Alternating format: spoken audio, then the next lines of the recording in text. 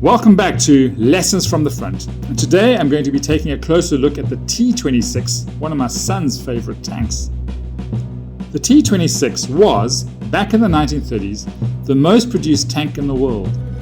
Less sophisticated than the Western tanks of the time, it was ideally suited for mass production with its 10,000th vehicle built in September 1939. It was essentially designed to be a cheap tank that could be used en masse to support infantry attacks against dug-in positions, hence being a rather slow tank for its size. As my son would say, think World War I Renault tanks, but updated. There were a number of variants produced, with the earliest being a twin turret type. The Rubicon kit allows one to build one of 10 variants. But as I was building a T-26 for my Chinese army, I chose the 33 version, as it was as close as I was going to get to building the 1935 version that the Chinese purchased from the USSR. The biggest production run of the T-26 was the single turret variant, inspired by the British Vickers 6 tons Type B tank, but the turret and armament were purely Soviet in design. The turret, the 1933 version, is cylindrical, relatively low, with a rear storage, housing a high-velocity 45mm gun with anti-tank capabilities. Secondary armament consisted of a front coaxial 7.62mm MG. The 1935 version, which the Chinese used, also mounted a rear turret ball mount. As mentioned before, the Rubicon kit does not come with the 1935 variant as an option, but I guess I could have found a way to add this weapon with a bit of kit bashing.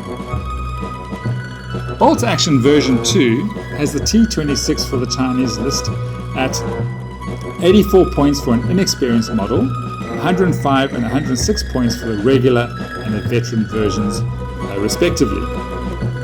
Interestingly, the rear turret MG is not recognized in the list folder, so I guess I kind of got away with leaving that weapon off. The T-26 is also classed as tracked, so it's not penalized for its historical slowness, advancing at 9 inches in a bolt action game. It is categorized as having a light anti-tank gun with range of 48 inches, with a single shot with penetration of 4+, and an HE of 1 inch. The coaxial MMG has the standard 5-shot 36-inch range. Whilst building the model, I discovered, much to my delight, that the later 1938 turret could fit into the same hole as the 33 turret, allowing me to effectively run 2 variants. So I limited the markings to the turrets only, and can now run a 1933 version for my Chinese army and the later version for my Soviets. The 1938 model received a new cast turret with sloped angles and a PTK Commander's panoramic sight for newly equipped commander tanks. The tank was also factory equipped with a rear gun part, first introduced in 1935 as previously mentioned. The 1939 model was reinforced with a sloped under-turret plate. A total of 4,826 models of the 38 and 39s were built. In bolt action, the stats don't differ between the 33 and 39 versions, as the armament was pretty much unchanged. Pity there's no recognition or allowance for the rear turret ball-mounted MMG. That would have been quite sexy in a game.